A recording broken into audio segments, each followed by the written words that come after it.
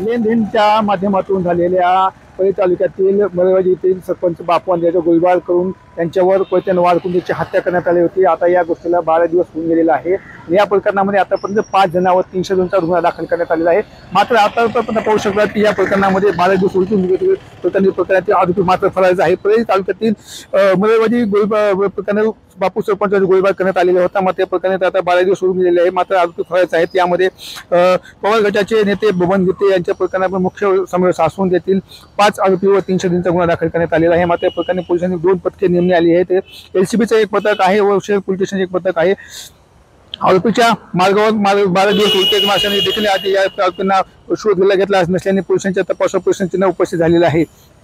29 जून रोजी सरपंच बापू आंधळे यांच्यावर गोळीबार करून करण्यात आली, त्याची हत्या करण्यात आली होती। या गोष्टीला 12 दिवस उलटून गेलेले मात्र अजूनही आरोपी फरारच आहेत। कॅमेरा पर्सन प्रकाश मागव्यासह मी संभाजी मुंडे, चुना मराठी, परळी, बीड।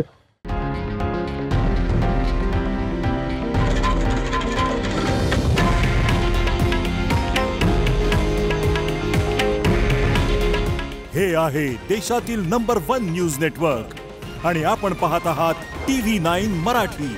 काळजी तुमची, हित महाराष्ट्राचं।